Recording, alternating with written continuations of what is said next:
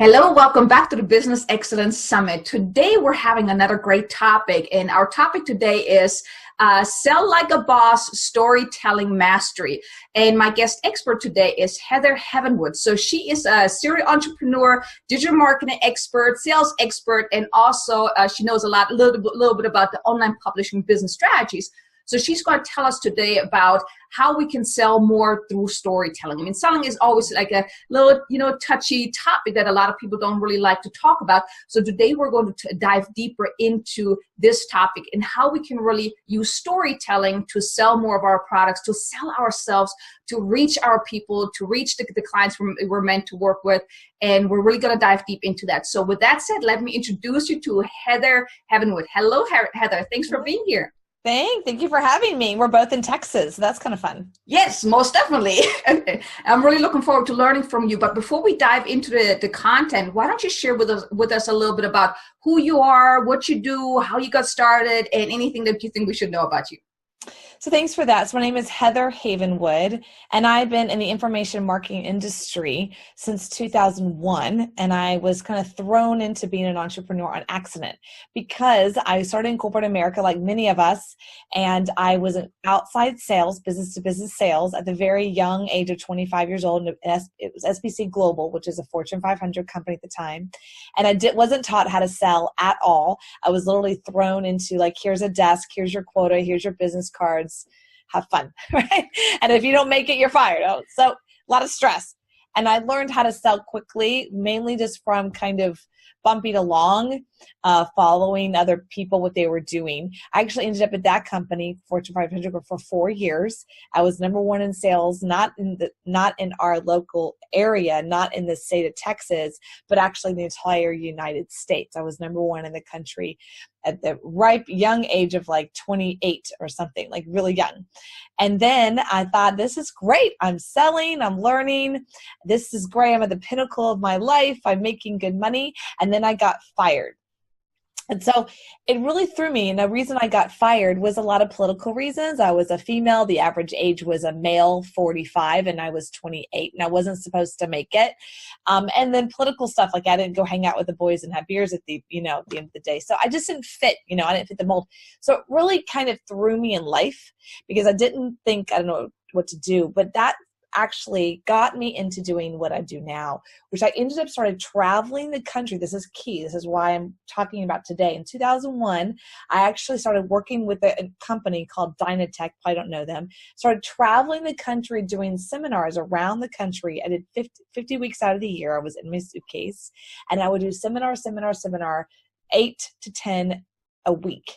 And in the time frame of 7 years, I created over 450 events. Now, why is this important to you today? Here we are in 2018, 17, 18. And the reason why it's important today is because I had to learn how to sell face-to-face quickly. Very different than corporate sales. I had to learn to go from stranger to getting $3,000 in 90 minutes. And if I didn't get that, I didn't eat, and our team didn't eat. We'd eat ramen noodles that night. And if we did get that, we got Ruth Chris, right? We got some steak. We had some fun. But most of the time, it was like this stress of how do you go from stranger to you're going to give me $3,000 in 90 minutes. And we didn't have the opportunity because we didn't own all areas of the business. We didn't have the opportunity. Well, don't worry, they'll come back. There was no coming back. This was it. And so part of that, I learned the strategies of copywriting and sales face-to-face, and all of those can be transferred either on online marketing and or face-to-face selling, right? Mm-hmm. So that's what I'm here to talk about today, and why I feel like I'm, I could talk about it because I had to do it. Yes, I think so. And I think a lot of people, they really have a hard time when it comes to selling. And, one of the things that I often hear is also, it's so much easier to sell, someone else's products than your own. So what would you say, what about the sales process do most entrepreneurs struggle with the most? Okay, there's a couple of things that they struggle with the most, and then I'm going to give you what they struggle with, their challenges are, and then I'm going to kind of go into story marketing mastery as well as like what's the structure for that. So the first thing, the challenges that come up against is they're trying to sell themselves. So I can tell everyone how amazing you are, or this amazing cup is, and it's going to be amazing. It's wonderful. It's great. But it's a very different conversation when it's me. And I'll give you a great example in real life. This is why we have art galleries. You ever been to an art gallery before? You walk in, they give you a glass of champagne, and a beautiful man or woman walks up to you and goes, look at that painting, and they start describing it and you get involved in it. If the actual artist was there, like the real artist, it probably goes something along the lines of, why did you paint this painting? It's like, oh, I was really depressed that day, and it didn't go well, and that one person called me, I yelled at, whatever. It would not go well. Like, it would not sell. You know what I mean? That's why they don't have usually the artist there selling. They have the artist there after they're sold. You know what I mean? Right? So you can kind of relate to that. We are all artists. If you are a doctor, a chiropractor, a consultant, a lawyer, whatever, we have to sell our art, which is us. We're selling our own knowledge. And that gets very strange for the human brain. That's why in big companies, you have sales departments and you have product development departments, and they don't usually talk to each other. And half the time, the sales department don't even know what the product development company is doing, right? And there's a reason for that. But then when you become your own solo entrepreneur, you have to bump up against your artist brain, your creative brain as an entrepreneur, and then bumping up against that versus I have to eat, right? I got to build my business here. Like, I got to get clients. So that's what the number one challenge is. Wow, that's pretty interesting. And I like that fact. And it makes sense because, I think we're too close to our own stuff that kind of holds us back on actually selling our products. Or what do you think about that? Yeah, absolutely. What happens a lot, especially within the consultative world, it could be a realtor, it could be accounting, it could be a lawyer, it could be a chiropractor, anything like that. What happens is they forget the sales process and they go into teaching, and you can't add teaching into the sales process. So you have sales and then you have teaching or the actual work, and then you have to uncollapse those, right? So lots of times if you're talking to someone, still entrepreneur, and it's a potential client, they'll start teaching them, or they'll just start giving away their knowledge because it's like their thing that they do. And then I have to go, no, this is actually the sales process, and let's share through storytelling, right? And then once they purchase, there's a line. Once they actually give a check, like there's money involved, then you can teach and educate and share and tell them everything they do is wrong in their life or whatever. Like, there's a whole nother world of that. So that's the process I really help them on, is how do you differentiate in your head the process of selling versus being a client? Because they're very distinct. And the distinction is that line called, they have a deposit, they put money down, they've signed a contract, like whatever it is, right? So there's that line demarcation. And what happens is in the sales process, when they start teaching in the sales process, people go, I can't, and they pull back and they don't buy. Right? Yeah, that makes sense. That makes sense. So here's what I shared. And by the way, if you're seeing in the background, my dog is going in and out. She just kind of hangs out. She wants to be on camera too. Yeah, she's 14 years old, so I let her do her thing, right? So it's okay. Yeah, she just kind of she checked me out. She left. She'll come back. I let her have the reign. She's 14, so I just let her do whatever. Okay, so story marketing mastery. So where this kind of concept came from is actually when I started doing podcasts and summits like this. I started to learn that people don't care about my resume. People don't care about your resume. People don't care about our resumes. They don't care how many degrees you have, if you're a chiropractor or a doctor or a real estate agent, or how many certifications you have. No one cares. No one cares. All they care about, right, is what you can do for them. Sometimes they're like, okay, do you have the credential? You're a doctor. Well, that's good. But they don't understand your industry usually. So they don't understand all the nuances. Like, what do you mean? That took me 5 years to get. They don't care your resume. They care about, what are you going to do for me today or tomorrow or whatever. So I learned that through doing over 300 interviews on podcasting and summits, I learned that people don't want to care about your resume. They care about the story, how you got to where you're at, right? So for myself, it's really interesting that I'm sitting here in corporate America. I'm number one in sales. I got what I call the pat on the head. I was hoping to get a pink Cadillac, but I got a pat on the head and a dinner. I think I got a dinner.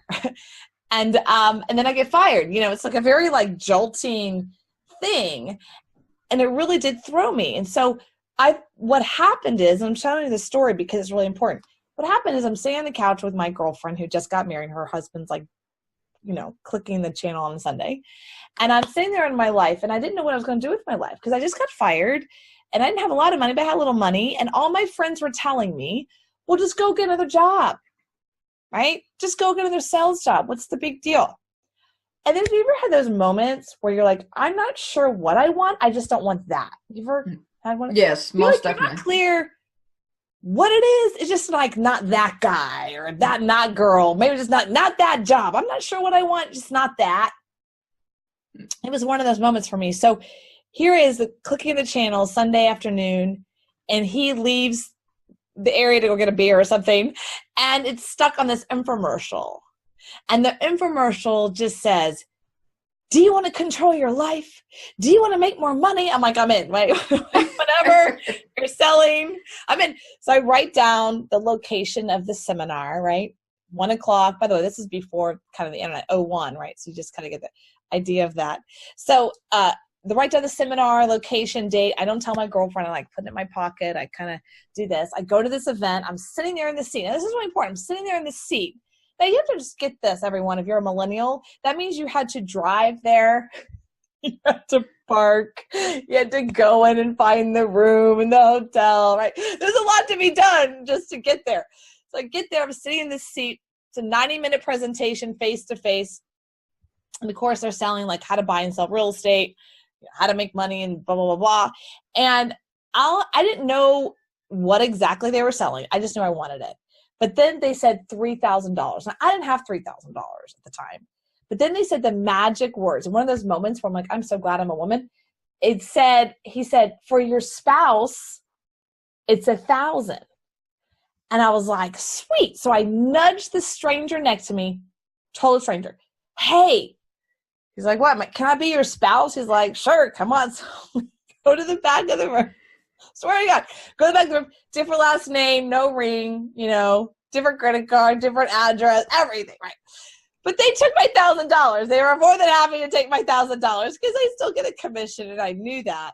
So they take my $1,000, and they kind of pat me on the head like, okay, Mr. Smith, Miss Smith, I don't know the guy's name to the life of me, actually. So I go to the three-day event, which was a week later. So I'm sitting there in the seat, here are these seminars, and everyone's the people in the back of the room, like the people running the event, are kind of like, what's your deal? You're like 26, 27, and you totally lied your way in here, and like something's off with you, So they talked to me, and they said, why don't you come travel with us? And it's a really important piece because that's what exposed me to entrepreneurship. When you start traveling the country full-time out of a suitcase and telling people how they can start their own business, you got to start believing in yourself, and you're surrounded by other entrepreneurs. And that's what kind of brought me in today. But I realized that why people purchased $3,000, going from stranger to $3,000 in 90 minutes, wasn't necessarily because they thought the company was credible, or even that the person in the front of the room was credible. What we realized is they felt like they had to see themselves inside of the stories. That we would share personal stories. We would share stories of clients or students. Is that if they can see that, like, oh, I want that too, I'll buy. That's why they purchased, right?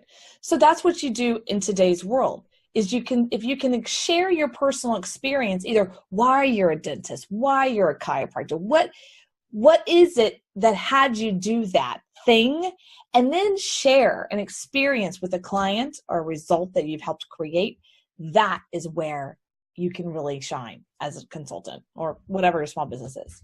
And I think also story makes you also more relatable to the person. Like you just mentioned, like, when you don't sell yourself as like the credentials. I mean, it's like one of the things that I always tell my clients as well, or that I've also learned, is you sell the transformation that people really want. So, not just like how you're going to get there, but, the outcome of where you want to be, right? Yeah, absolutely. It's not only the outcome, it's also learning. I call it the hero's journey, where you make the client, right, the potential client, the hero. So let me just kind of share the construct of this, because a lot of people say to me, Heather, my life is boring. You know what I mean? Or, oh, I went to college and I got a degree. Like, how am I supposed to sell it? I've always known I wanted to be a dentist. So, like, I don't have some dramatic story that, like, I broke my leg and then I found out I wanted to be a chiropractor. They feel like when they do storytelling, it has got to be this big drama. You know what I mean? Like this big drama. So I'm like, no. It's about the journey. And that the journey is the process that had you where you're at today. And then the vision of how the client or the patient is always the hero. Okay, so where am I taking this from? I'm not that intelligent. So I take it from the number one storyteller on the planet, and that's called Hollywood. Right? Hollywood. So there's this thing called the writer's journey, the hero's journey. And it's a huge, thick book, okay? And the book is basically the structure, right, process of every successful screenwrite, basically a screenwrite, right, of a movie. And anytime a screenwriter tries to go up against this process, like anytime they're like, forget that, I'm going to do my own kind of process, it's going to be completely different, take these pieces, I'm going to mix it all up. Every time they do that and they produce the movie, it always fails in the box office. Every time, no matter if it's a romance or a comedy or an action, or it doesn't matter. It always fails. Here's why. Because human beings haven't changed that much. We as human beings haven't changed that much. Now, people always say, well, Heather, we have iPhones and iPads. Yes. However, that's why you can open up the Bible. You can read the story in the Bible and you can understand it. Like it or not, agree with it or not, whatever, but you can get it. It's called H to H because at the end of the day, people want to do business with humans. Human to human. People want to do business with human beings. Even if you have a big company, a big corporation, it's a H to H conversation, always. It always is. So I'm like, okay, great. So how do you lay and take this hero's journey, which is a process, and how do you lay it on top of your life? It's very simple. There's actually a 7-step process. I'm looking over here to my right. It's sitting here. It's basically, 6-stage plot structure. Mm-hmm. And the process can start all the way back from, when you were a kid, right? That moment. Or for me, my beginning of my hero's journey was the day that I found out I was number one in the country and then I got fired. There's like this, you can see that in a movie, right? You can see that moment where I'm like, I just this. And then I walk into some office, corporate office. They're like, you're fired. And this devastation, you can see this opening act happen, right? Mm-hmm. And you can see where starts the process. And people always say, I love that story because I can relate to it. I can relate to not fitting in somewhere, trying to fit in, thinking if I just do this, then I'll fit in. And that's actually what sparked my whole process and my journey into where I'm at today, right? Mm-hmm. So storytelling is about reenacting and sharing why you're at where you're at today, and then what you do for other clients, or what you do for people, or what really changed your life. And I'll share one story that I actually wrote a check to this dentist, thousands of dollars, and I told him, I'm writing you a check for you for thousands of dollars because of this video I saw you do. And his response was, oh my God, I did that years ago. I go, well, that story you told is why I'm sitting right here. I'm about to give you thousands of dollars. Right? And this story was, he was a dentist, a young dentist. And this man came in to see him and he had MS, really bad MS, on canes, right? Couldn't really walk. And the gentleman said, dentist, young dentist, I want you to take out all the mercury in my mouth. And the gentleman, because he was taught, right, by standards of American dentistry, well, there's really no connection between MS and mercury. I don't care. I want you to take it all out. Well, are you sure of this whole process? And he goes, just take it all out. So he had to go research, right? How do you actually take mercury out safely? And what does that look like? So he researched all this. He went back. He's like, okay, I'm going to do this for you. I'm going to take it all out. But I don't think that's going to help you. And I hope it does, but I'm really sorry. I don't think it will. Guys, just take it out. 6 weeks later, he's in Whole Foods here in Austin, because he's in Austin. He's like, I saw this patient 6 weeks later in Whole Foods. And that man was walking. He was, I would say, 80 to 90% better 6 weeks later because his mercury out. He goes, since that day, I've completely dedicated my entire dentistry office and dentistry practice to helping people in health and well-being and pulling mercury out of their mouth. And that's why I do today. I'm like, sign me up. Right? Where do I go? Like, where's that guy? Right? I call him. They're like, we have a waiting list for 3 months. I'm like, that's fine. You know what I mean? Like, I wrote him a check. We don't take insurance. Fine, I'll write you a check. You know, like, this is the kind of sales process that you want as a consultant, a lawyer. My lawyer right now, I have a lawyer. I'm going through stuff, right? Why do I like him? His parents owned a restaurant all through his life, and he saw how his parents dealt with so much stuff from a legal level, and they were so confused all the time. He goes, I want to help entrepreneurs. You want that guy as your lawyer, right? You don't want the guys like, well, 4 generations in, we've been lawyers. You know, he helps entrepreneurs because it's like personal. You want that guy.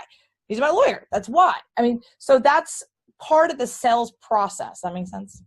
Yeah, no, totally. And I think, I mean, it's just like you said, I mean, you know, we're selling to humans. We're not, you know, selling to, you know, computers or whatever, even though nowadays we're like to hide behind the computer. But I think, you know, like, I mean, for example, I had done like an evergreen webinar before, and I felt like that there was not that personal touch in, whereas where you do an actual face-to-face or, you know, a live webinar. So I think it's, you know, people don't like to be sold to as well. And I think when you use those stories, when you talk to people like that and also share your personal stories, it's a lot more relatable. But, you know, one of the things that I've always hear is like people, they feel kind of uncomfortable sharing their story, especially when it comes, you know, when it's like really a big struggle that they have gone through that led them on their way. They feel like they just have to talk more about their success and, you know, where they're at right now, rather than going deep into their story and really sharing the pit kind of, you know, where they were at that led them on the way. So can you maybe share a little bit about how can they really overcome that hurdle of not feeling comfortable at sharing their story? Yeah, so the best way to overcome that is just to follow a process and just let it go. It's follow the recipe. You know what I mean? It's like, how do you have confidence in the recipe of a cake? Well, you just follow the recipe, you know what I mean? And just kind of don't have confidence in yourself, have confidence in the recipe. And the recipe is the 6-stage plot structure of the hero's journey. So obviously this could be like a 3 or 4 hour process. I'm not going to go into that, but I'm going to give you just the 6 stages, and then you can write them down, you can get it, and you can start to place your life on top of that. It could have been 20 years before you started your practice. It could be last year. You know, it doesn't matter, but you can place your story of how you're at, where you're at today, or why you do what you do on this little like 6 plot structure. So here we go. It's just real simple. So write this down. There's 6 plots. Okay. So the first one is what I call the setup or full identity. So for remember like that moment, I'm sitting there, like everything's great. I'm in corporate America, like, you know, and then like I get killed. That's like the setup, full identity. You can see with the opening scene, life is great for me. I got my great car outside. I'm making 100 G's. I'm 25. It's all good. So you can see that full identity, setup of the full identity. That's number 1. Number 2, stage 2 is new situation. Saw mine. I get fired. New situation. Glimpse of essence. This is where I kind of like, what? I don't want that thing again. I don't want to go get another job. So the new situation happened, and there's this glimpse of essence. You can get that piece too. All right, so that's step 2. All right, stage 3 or step 3 is what we call progress. So progress is vacillation between the old you and the new you. For me, my whole world was corporate America. My family, my friends, everyone was corporate America. So when I went into traveling the country, an entrepreneur, it was like super weird. So there was this kind of old me kind of feel like I had to be pulled back. There's this kind of vacillation time and questioning that process. And there was a lot there. My mom called me one day and said, honey, I have a job for you in Hope, Arkansas for $8 an hour. You'd be amazing. You know, I'm like, what are you talking about? I'm like, what are you saying? What? You know, but that was her like way of protecting her baby. You know what I mean? $8 an hour for a manufacturing job in like Hope, Arkansas, and I'm traveling the country and living in New York or whatever. I'm like, what? You know, but you gotta love your mom. So that's stage 3. I know, it's super cute. Stage 3, which is that you're progressing. Something's happening. You're just not like you're vacillating. Okay. Number 4, complications and higher stakes. Well, for myself, that was a big one. I actually ended up building a business with a business partner from $0 to $1 million in 1 year. And it was awesome, right? Oh my God, this thing's blowing up. I took all the stuff that I know for 6 years and put it all online. We're expanding, growing, with boom, right? $0 to $1 million in 1 year. And then I came home one day from an event and all the sites were moved. All the bank accounts were emptied. My house was in foreclosure within 60 days and I was completely bankrupt within 6 months. You talk about complications and higher stakes. There you have it, right? And that was a moment that I had to look at. I don't think I should be an entrepreneur. I just failed. What? There was this, I shouldn't be doing this. I should just go back. That job for $8 an hour looks really good right now. Start to question yourself or question the situation or question your journey. And I did. I definitely did. For about 2 years, I questioned it. And then the next phase is what I call the final push. We're now on number 4, final push. Final push is what I call retreats to identity. What that means is you start to actually return to your full essence or return to your full journey. Like something maybe happened and you're like, question it. And now you're like, no, this is it. This is the journey I want. For myself, I'm sitting there on the beach. I'm completely bankrupt. I don't know what to do with my life. And I got a really core level, like who I am is an entrepreneur. It didn't matter if I had a business or not. It didn't matter if I was failing or not. It's who I was. It's really my essence. Like a dancer or like an athlete. It's like who they are. It didn't matter what game they're playing. It's like an athlete just loves to play the game, Mm-hmm. So it's like who I am as an entrepreneur. And then the next phase of that is what I call the aftermath of the transformed existence or transformed essence. And you're seeing that for me right now, right? So I moved to Austin. I started rebuilding companies. I have multiple companies online. I started a weight loss company as well, 0 to 1.5 million sales. You've now seen what I call the transformed essence and what I am today. And now my transformation is now I want to help more people. I want to help other people hopefully shorten that journey that I had to go through and help them through that process. And that's the transformed essence that I am as a coach and a mentor. But you can see the stages, right? Right? You got it. Yeah. Bam, bam, bam, Yeah. bam. Yeah, I would definitely like that strategy. I mean, that the whole thing. But now how can you, use that into your coaching, your consulting, your offerings, your programs? How can you use that storytelling into all of those, into our business? So great question. It always starts with the conversation at the very beginning. When you have a client potentially come in and your email marketing, your about us, share your story. I mean, look at your about you, by the way, or not yours, but anybody. If you just go online and you look on your about us or about you or about whatever on your LinkedIn or on your main page, does it talk about all of your credentials or does it talk about why you're doing what you're doing? What's the story? I know when I started in my supplement company online, when we wrote the About Us, it was about how after 22 years of being a chiropractor, he saw all these people really hurting and he really wanted to create a company that would help solve that because he wasn't finding any company to solve that. And how he went through his own journey of being hurt and how he had to find it for himself and now he wants to help other people. And that's just on the website. You know what I mean? That could be anywhere. So what are you putting out there? Are you just like, my name is, I'm a doctor, I'm this kind of doctor, and these are my credentials? I mean, you've got to start using the storytelling process from the get-go on all kinds of marketing from the beginning. But when you're in front of a client, it can be more intimate. Like, let me tell you about why I'm a doctor. Let me tell you about why I'm a lawyer. Let me tell you about why I'm a real estate agent. My mom got completely screwed on some deal. And I thought to myself, I don't want that to happen for myself, for my family. I'm going to go learn this. I don't know what it is, right? So you can actually start to put that process in conversations, right? In the sell process, right? What's going to differ? That's what I call the unique selling proposition. The unique selling proposition is the H to H. How human are you? It's not the credentials. Well, I've been doing 25 years and I got 5,000 credentials. I'd rather deal with a person that just started 2 years ago and is like, well, here's why I'm doing what I'm doing. I might not be the longest running, but here's why I'm choosing this path in my life.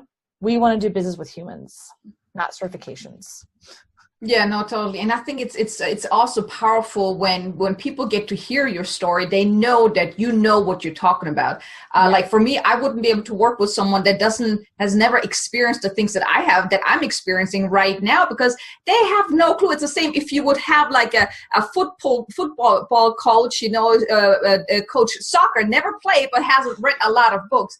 They can relate. And I think Right. when you share your story, like I actually have my story on my website, and I've gotten so many podcast interviews because I share my story, and Right. people reach out to me. They're like, you know what, you totally get it. And it's because I don't hold back. I know a lot of people that feel very uncomfortable about going into that nitty gritty, like, really hitting that rock bottom. But when I see someone share that, I'm like, I want to pat them on the back for, being so courageous to actually Yes. let people know that, you know what, you're not all just, you didn't just were born super successful and you didn't have those struggles. Because I believe like every entrepreneur has their share of struggles. And even those who say, oh, I never had problems getting clients, I never had problems, I'm like, yeah, I don't buy that. But I think, when you share that story, I think that is so powerful. And like one thing that you just said, I really like that, including that into the conversation. I think that's what a lot of people don't do. They just focus on, this is what I've done, this is where I'm at, instead of, like the credential, what you just meant. But like, so how else can you incorporate it? So you said in a conversation, so I'm guessing you can also do that on like, products, when you do about products, or where else can you incorporate stories? Well, definitely on products. Again, we're speaking broad. I mean, Tom's shoes. Tom's shoes. They have a mission, right? So many pairs, or so many you buy, and they give it away, and there's a whole story around that. I'm here in Austin, Texas, so that Whole Foods, up until recently, really, they were really big on having local products, like Austin based, and they would have like Austin based, and they'd have like their story about like why this particular person or persons is creating this product. I mean, I would choose them, even though they're more expensive. They're way more expensive than just the regular brand. I choose them because I want to connect, and I want to share, and I want to add value to this local business. So it depends on where you're at. With my dentist that I wrote the check for, I mean, he's an extremely good dentist, and I'm really glad I wrote that check for him. But honestly, it's because of that story that he shared, and how this was like 15 years ago, he said, that changed his whole, that like changed his whole path in life. Like one patient changed his path, and I think you can say that in multiple ways. You can do it online. You can do it on your LinkedIn. You can do it in the conversations. The other thing to think about if you have a small business is you want to make sure your employees, or the people that are what I call the front, at the front of your company, that they know your story, that they understand why you do what you do. They understand what's the essence behind it, that it wasn't always easy, right? So like my mom wanted me to just, get married and have babies. That's all she wanted me to do. So I disappointed her. And it's just, yeah. And it's, there's things like that where it's like, I had to choose my own path for myself, and it's not been an easy path. And for myself, it's been a more challenging path. And sometimes I question, I should have just probably done that, but at the same time, we all are on our own path, and we're all choosing our own path. And I think that's what people want to hear. They want to hear why you're on your path. Pastors, why did you choose to be a pastor? Why did you choose to be that kind of lawyer, personal injury lawyer, versus just like, I don't know, corporate lawyer? So there's all kinds of reasons why people do what they do, and people just want to know that versus, did you get the credentials? Yeah. Now, when it comes to the sales process, what other areas do you think entrepreneurs really struggle with? Well, first of all, I do a lot of podcasting like this, and so this is a summit, but I do a lot of podcasting. I always tell every entrepreneur, no matter if it's local or national, they need to do some kind of media.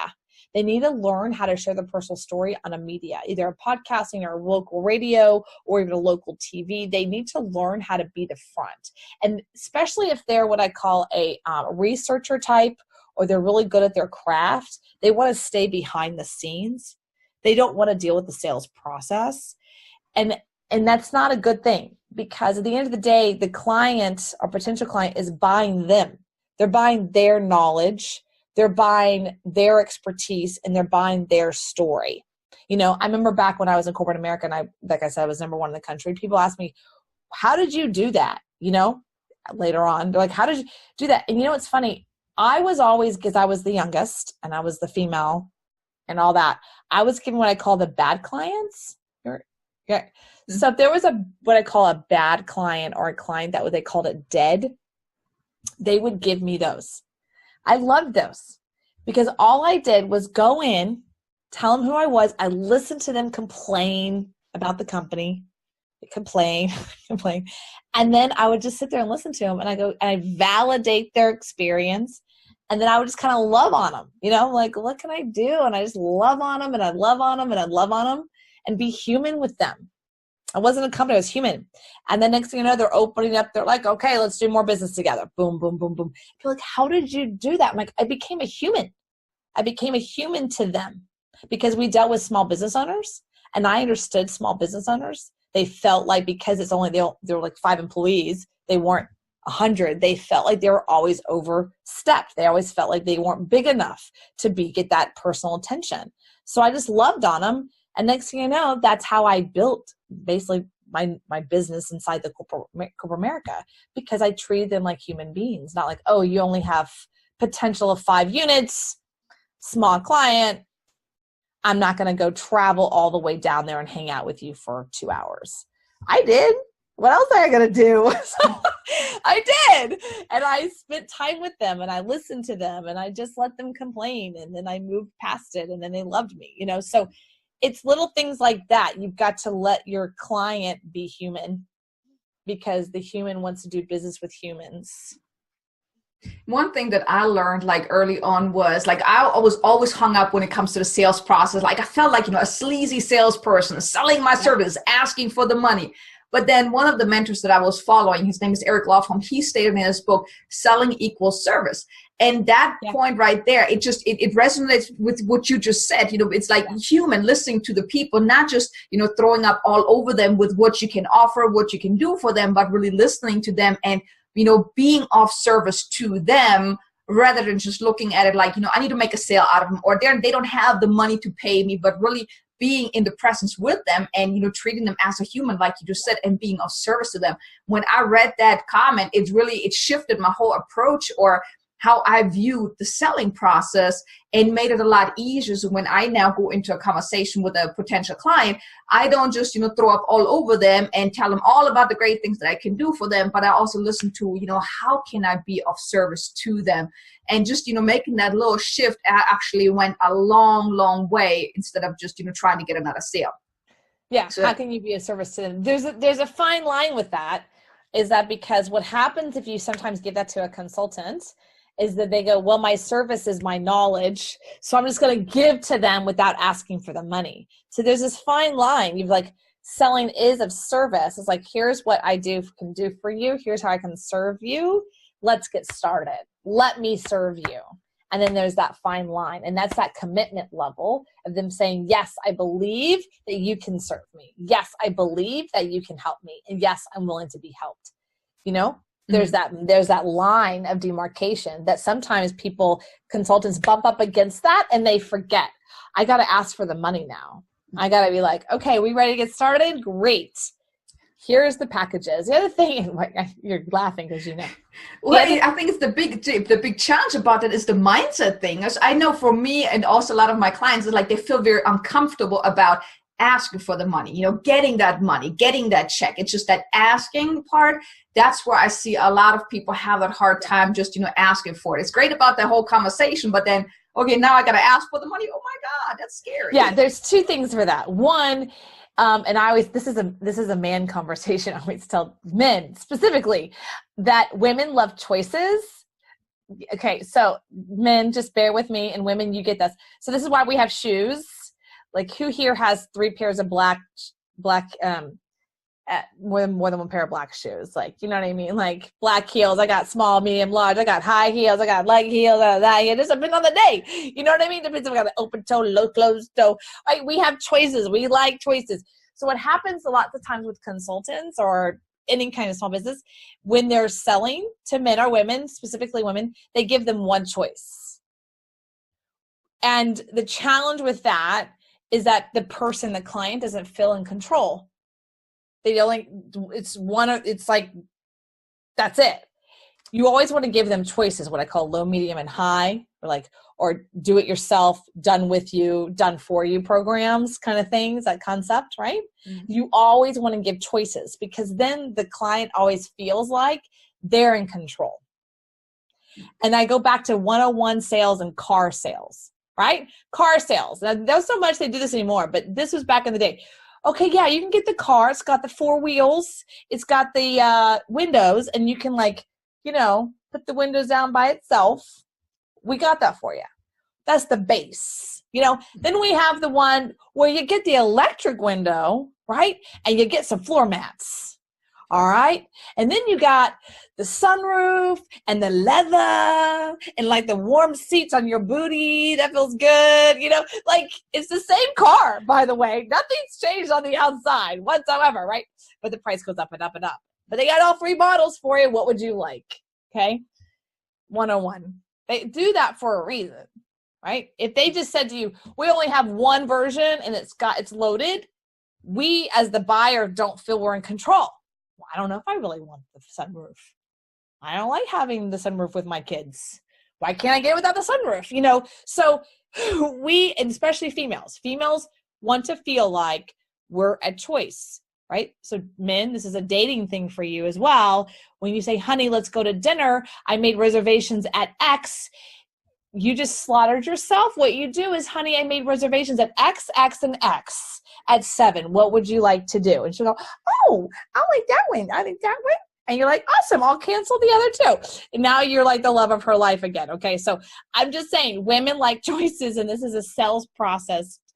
I know you're laughing, but it's true. It's so true. It's just kind of funny, but yeah, I get it. It does make sense. So thanks for using that analogy about the car. That was really cute. So many times when I work with clients or men who I'm buying from them, they're like, "This is my fee." I'm like, "Is it?" Can I?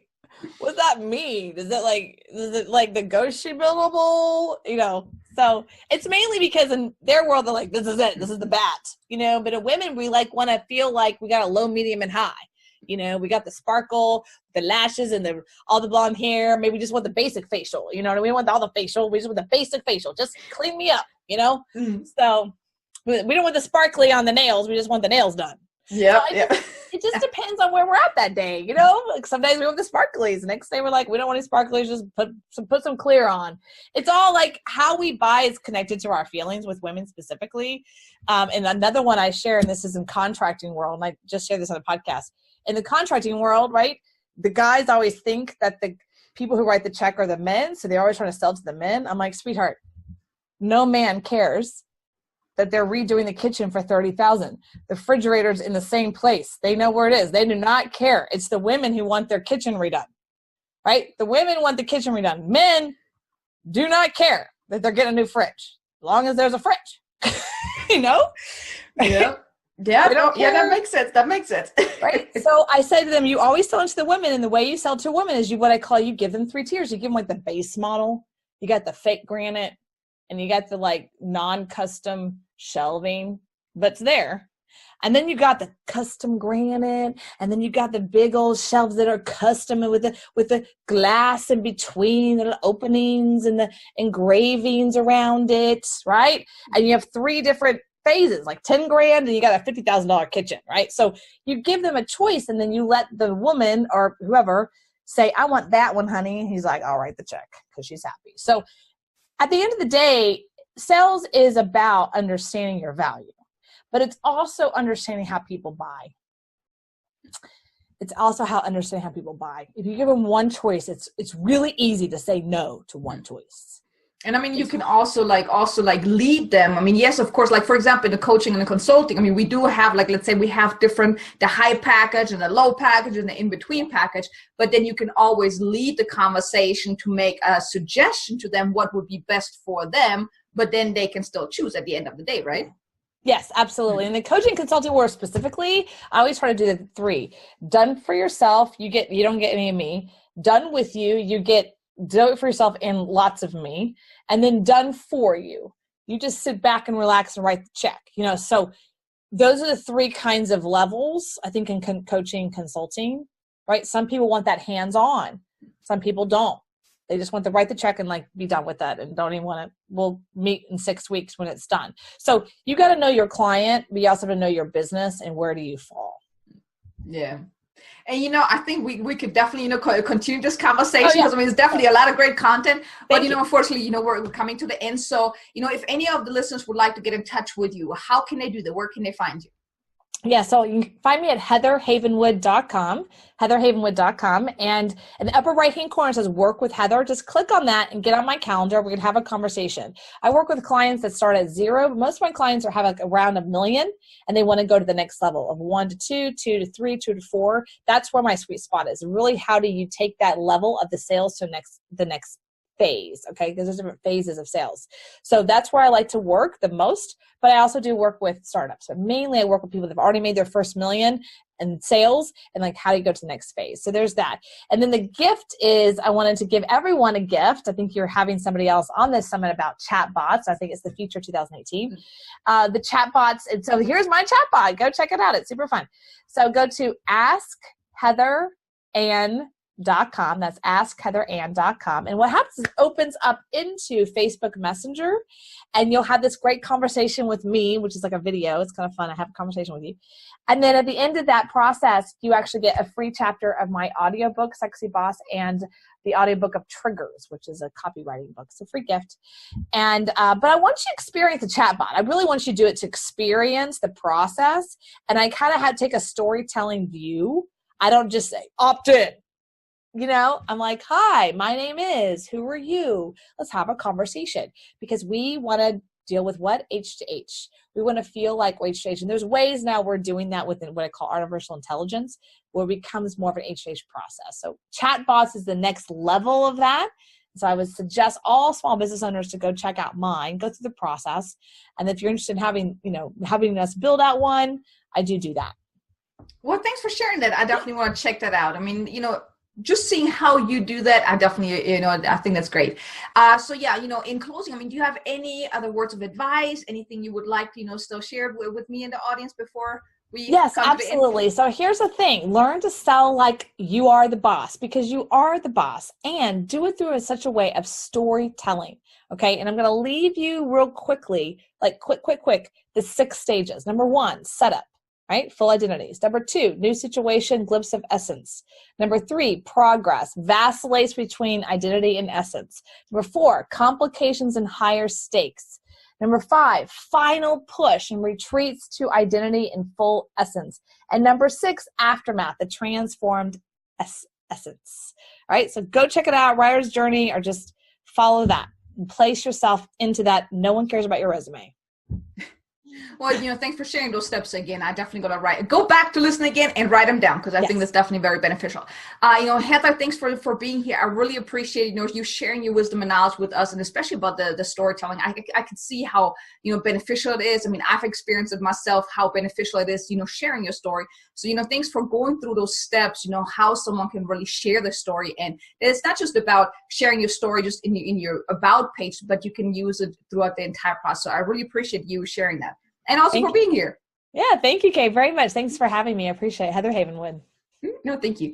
So, and also want to thank you guys for, being here again in another session of the Business Excellence Summit. In the next one, we're also going to have another great topic with lots of content, lots of value to give, that can help you really up-level your business. So if you haven't written your own personal story yet, I highly suggest do that. It really has benefited me tremendously with potential clients, with opportunities, with speaking gigs and those type of things. So don't be afraid of sharing your own story. It's definitely very beneficial. So thanks again for being here, and I'll see you in the next session of the Business Excellence Summit.